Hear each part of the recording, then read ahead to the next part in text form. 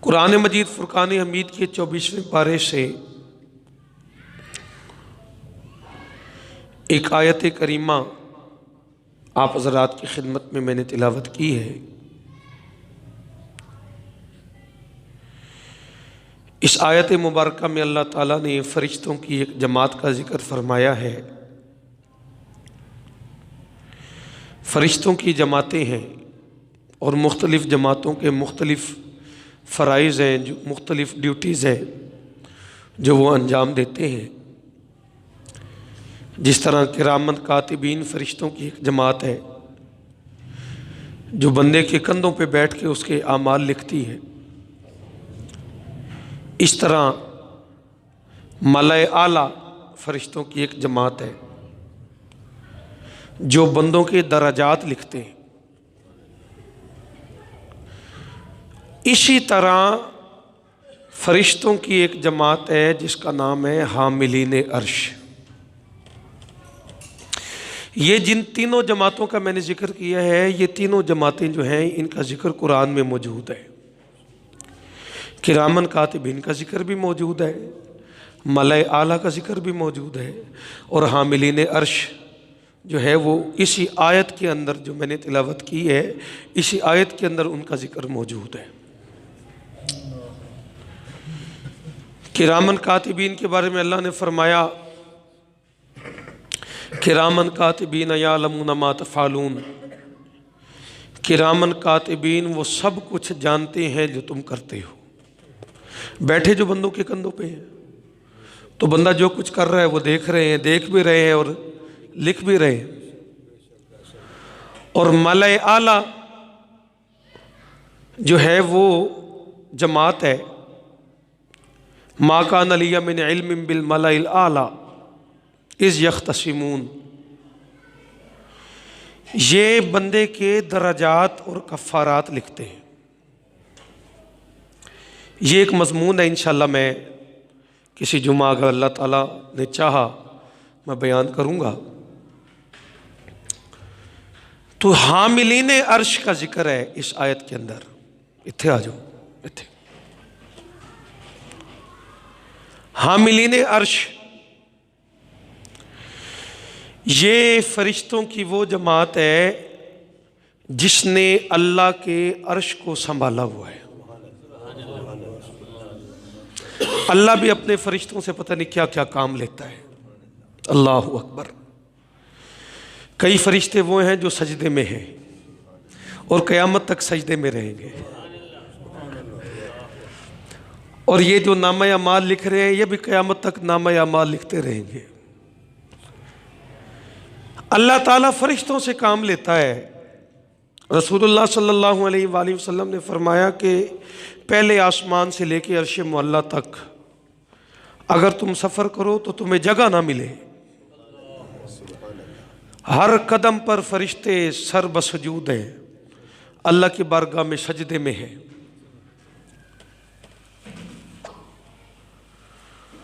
تو حاملین عرش جنہوں نے اللہ تعالیٰ کے عرش کو سنبھالا ہوا ہے، ومن حولہ، اور یہ اللہ کے عرش کا طواف بھی کرتے ہیں۔ ان کی جو ڈیوٹی ہے وہ بتا رہا ہوں۔ یہ اللہ کے عرش کو سنبھالے ہوئے ہیں اور اللہ کے عرش کا طواف بھی کرتے ہیں، اور پھر فرمایا یسبحون بحمد ربہم، اللہ کی تسبیح بھی کرتے ہیں اور اس کی حمد بھی بیان کرتے ہیں۔ کیا شان ہے میرے رب کی کہ فرشتے بھی اس کی تسبیح کرتے ہیں۔ عالم انوار میں فرشتے تسبیح کرتے ہیں اور عالم خاک پر پتھروں میں چھپ کر کیڑے بھی اس کی تسبیح کرتے ہیں۔ یہ اللہ کی شان ہے، اللہ کی قدرت ہے، اللہ کی عظمت ہے۔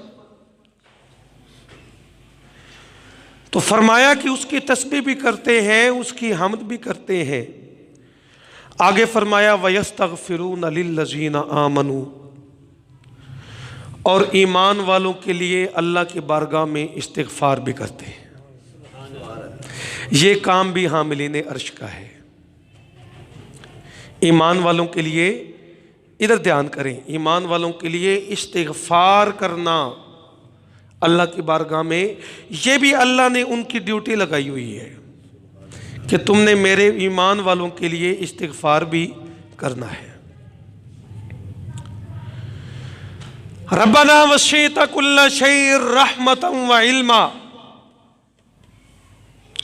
وہ اللہ کی بارگاہ میں دعا کرتے ہیں کہ یا اللہ تیری رحمت اور تیرا علم وسعت ہر چیز پر حاوی ہے، تیری رحمت اور تیرا علم، ایک لفظ کو سنیں، تیری رحمت اور تیرا علم ہر چیز پر حاوی ہے، ہر چیز پر اس کو غلبہ حاصل ہے، تیری رحمت کے سامنے بھی ہر چیز مغلوب ہے اور تیرے علم کے سامنے بھی ہر چیز مغلوب ہے، اور تیرا علم غالب ہے، تیری رحمت بھی غالب ہے۔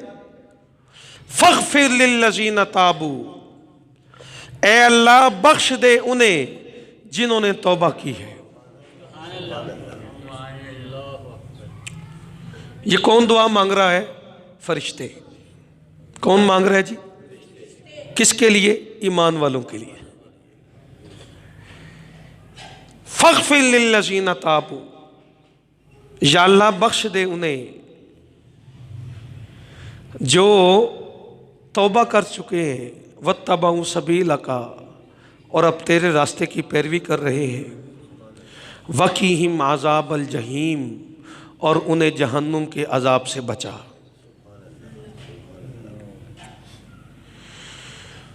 یہ توبہ اور استغفار لوگ سمجھتے ہیں کہ یہ دونوں چیزیں ایک ہی ہیں۔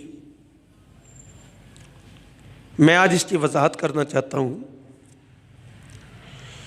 کہ استغفار جب بندہ کرتا ہے نا، وہ اس وقت اپنے سابقہ گناہوں کی اللہ سے معافی مانگ رہا ہوتا ہے کہ یا اللہ میرے پچھلے گناہوں کو بخش دے، معاف کر دے۔ اور جب بندہ توبہ کرتا ہے تو بندہ عہد کرتا ہے اللہ سے کہ اگلی جو میری زندگی ہے، اب یہ تو علم تیرے پاس ہے کہ وہ زندگی 100 سال کی ہے یا ایک لمحے کی ہے،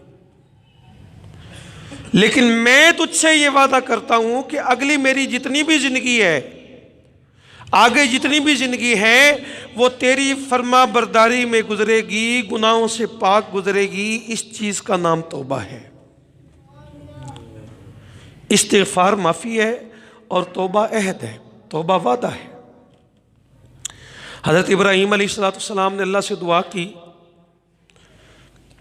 ربنا وجعلنا مسلمین لک ومن ذریتنا امۃ مسلمۃ لک وارنا مناسکنا وتب علینا تب علینا انک انت التواب الرحیم۔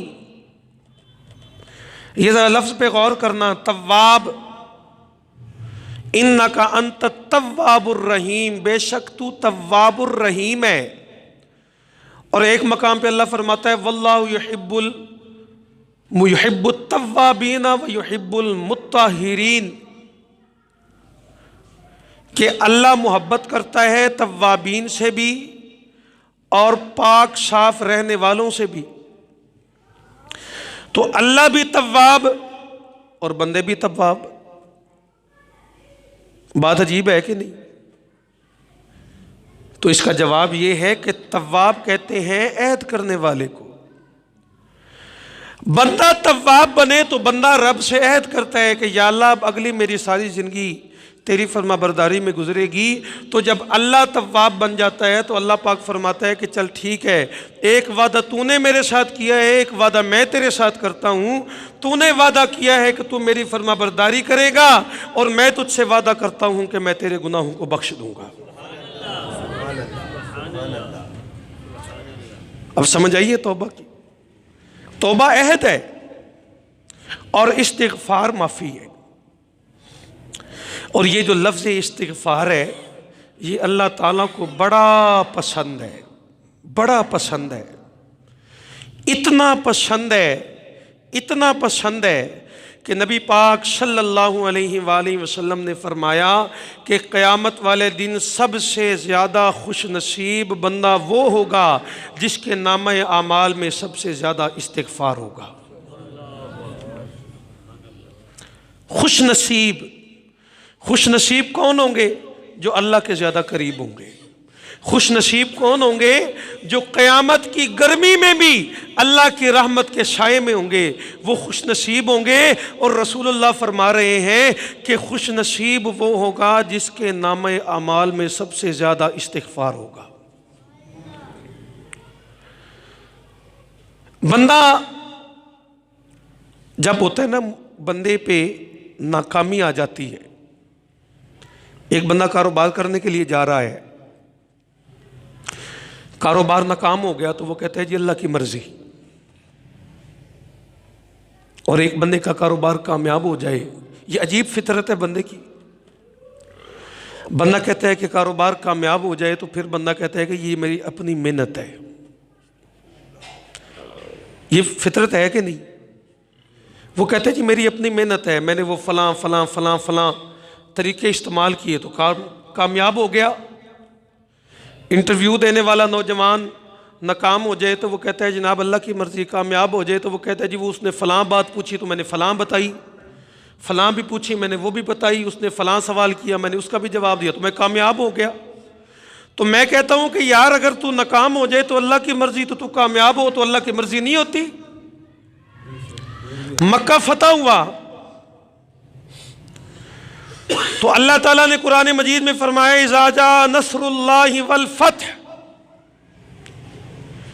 کہ جب آ گئی اللہ کی نصرت سے فتح عظیم، وَرَأَيْتَ النَّاسَ يَدْخُلُونَ فِي دِينِ اللَّهِ أَفْوَاجًا، اور اے محبوب آپ دیکھ رہے ہیں کہ لوگ جوک در جوک اسلام میں داخل ہو رہے ہیں، فوج در فوج اسلام میں داخل ہو رہے ہیں۔ تو یا اللہ اب تو اللہ نے فرمایا فَسَبِّحْ بِحَمْدِ رَبِّكَ وَاسْتَغْفِرْ، اے محبوب اب یہ ہے کہ آپ اللہ کی تسبیح بھی کریں، اس کی حمد بھی بیان کریں، وَاسْتَغْفِرْ، اور اللہ کی بارگاہ میں استغفار بھی کریں۔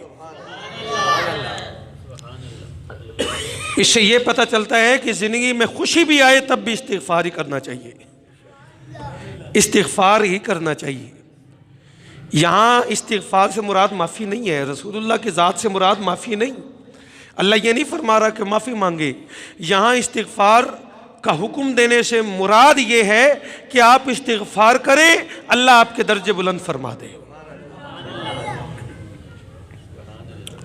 کلمہ استغفار، یہ میں نے آپ کو آج بات سمجھانی ہے کہ استغفار اسم ہے، یہ نام ہے، اصل جو لفظ ہے وہ ہے استغفر اللہ، جسے آپ کلمہ کہتے ہیں۔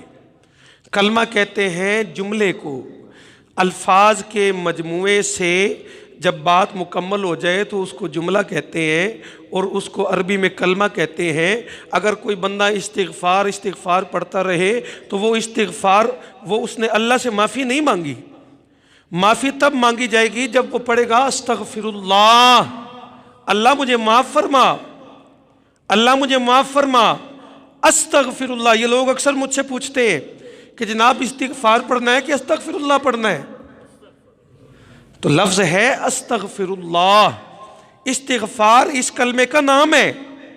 اگر آپ سے کوئی بندہ کہے کہ پہلا کلمہ پڑھو تو کیا آپ طیب طیب پڑھتے رہیں گے یا لا الہ الا اللہ محمد الرسول اللہ پڑھیں گے؟ پہلے کلمے کا نام ہے طیب، تو یہ کلمے کا نام طیب ہے، کلمہ لا الہ الا اللہ محمد الرسول اللہ ہے۔ اسی طرح استغفر اللہ کلمہ ہے اور اس کلمے کا نام استغفار ہے۔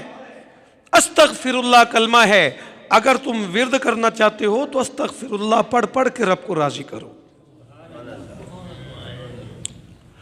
قرآن مجید کے اندر اللہ تعالیٰ نے استغفار کرنے والوں کا ذکر فرمایا،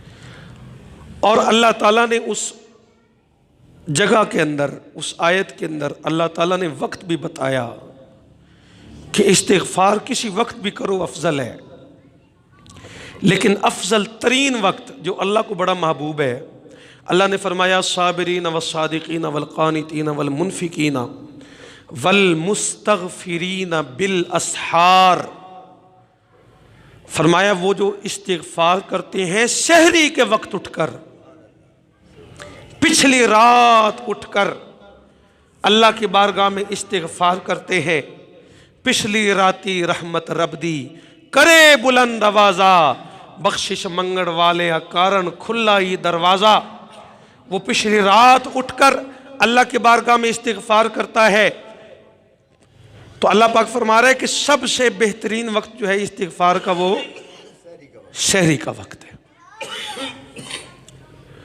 آئیے چند باتیں آپ حضرات کی گوش گزار کرتا چلوں۔ استغفار امان ہے۔ نبی پاک صلی اللہ علیہ وآلہ وسلم نے فرمایا کہ میری امت کے لیے 2 امانیں ہیں۔ کتنی؟ امان کیا ہوتی ہے؟ امان یہ ہوتی ہے کہ آپ کے علاقے میں ایک شخص دوڑا دوڑا آیا ہے اور وہ کہتا ہے جناب میرے پیچھے دشمن میرے پیچھے ہے اور وہ مجھے مارنا چاہتے ہیں، تو آپ کے علاقے میں آ کے اس بندے نے پناہ لے لی، آپ اس بندے کو پناہ دینے کے بعد اس کے دشمنوں کے سامنے کھڑے ہو جاتے ہیں کہ بھائی اب یہ ہماری امان میں ہے۔ ابو سفیان نبی پاک علیہ السلام کی بارگاہ میں حاضر ہوئے، یہ فتح مکہ کی مثال دے رہا ہوں۔ ابو سفیان جب حضور کی بارگاہ میں حاضر ہوئے نا تو صحابی کھڑے ہو گئے، ایک صحابی کھڑے ہوئے اور انہوں نے نعرہ بلند کیا الیوم یوم الملحمہ، کیونکہ مکہ میں بڑا ظلم ہوا تھا مسلمانوں پر، تو ابو سفیان جب سامنے آیا تو مسلمانوں کا ایمان جو تھا، وہ جوش جو تھا، وہ جذبہ جو تھا، وہ جوش مارنے لگا، وہ کھڑے ہو گئے، ایک صحابی کہنے لگے الیوم یوم الملحمہ، اے ابو سفیان آج خون بہانے کا دن ہے، آج بدلہ لینے کا دن ہے، تیار ہو جا۔ تو آقا کریم علیہ السلام نے فرمایا الیوم یوم الملحمہ نہ کہو بلکہ الیوم یوم المرحمہ کہو، آج بدلہ لینے کا دن نہیں ہے بلکہ آج تو میری شان رحمت کے ظہور کا دن ہے۔ حضور نے فرمایا کہ میں نے ابو سفیان کو امان دے دی ہے۔ امان، اس چیز کا نام امان ہے۔ آقا کریم علیہ السلام نے فرمایا کہ میری امت کے لیے 2 امانیں ہیں۔ کتنی؟ 2 امانیں ہیں میری امت کے لیے، 2۔ یا رسول اللہ کون سی؟ حضور نے فرمایا ایک امان تو میری اپنی ذات ہے، حضور کی ذات اس امت کے لیے امان ہے۔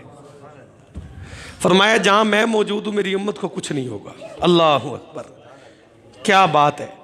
وہ کافر آئے بدبخت، انہوں نے آ کے سوال کیا وَإِذْ قَالَ اللَّهُمَّ إِنْ كَانَ هَذَا هُوَ الْحَقَّ مِنْ عِنْدِكَ فَأَمْطِرْ عَلَيْنَا حِجَارَةً مِنَ السَّمَاءِ أَوْ ائْتِنَا بِعَذَابٍ أَلِيمٍ۔ وہ کہنے لگے جناب اگر آپ حق پر ہیں اور ہم آپ کی بات نہیں مانتے، إِنْ كَانَ هَذَا هُوَ الْحَقَّ مِنْ عِنْدِكَ، جو آپ کی طرف سے ہمارے پاس آیا ہے اگر وہ حق ہے اور ہم انکار کرتے ہیں، فَأَمْطِرْ عَلَيْنَا حِجَارَةً مِنَ السَّمَاءِ، تو اگر ہم انکار کرتے ہیں تو پھر اللہ تعالیٰ آسمان سے ہم پر پتھر کیوں نہیں برساتا؟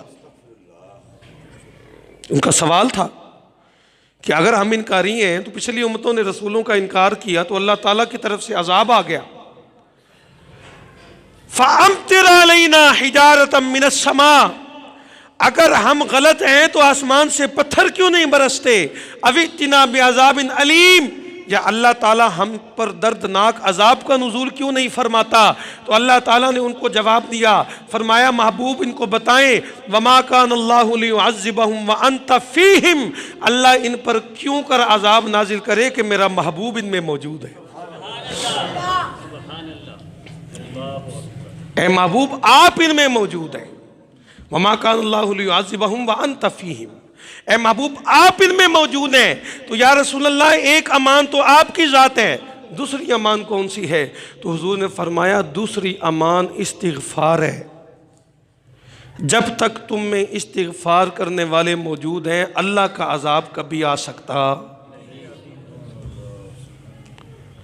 وما کان اللہ لیعذبہم وانت فیہم وما کان اللہ معذبہم وہم یستغفرون۔ اے محبوب انہیں بتائیں کہ اللہ ان پر کیوں کر عذاب نازل کرے کہ آپ ان میں موجود ہیں، اور اللہ ان پر کیوں کر عذاب نازل کرے کہ استغفار کرنے والے ان میں موجود ہیں۔ میں اس لیے تو کہتا ہوں کہ آج دنیا میں اللہ کے ولی موجود ہیں، استغفار کرنے والے موجود ہیں، رب سے معافی مانگنے والے موجود ہیں، سجدے میں جا کے رب کو راضی کرنے والے موجود ہیں۔ اس لیے تو اللہ کا عذاب اس قوم پر نہیں آ رہا، کیونکہ اللہ کے نیک بندے سجدوں میں جا کے رب کی بارگاہ میں استغفار کر رہے ہیں، اللہ کا عذاب نہیں آ رہا۔ یہ استغفار اس امت کے لیے، اس قوم کے لیے رب نے امان بنا دی ہے۔ اب آ جائیے دوسری طرف، استغفار ایک تو اس کا مطلب میں نے بیان کیا کہ اللہ سے معافی مانگنا ہے، بندہ استغفر اللہ پڑھے۔ نبی کریم صلی اللہ علیہ وآلہ وسلم نے ایک کلمہ بتایا بڑا آسان۔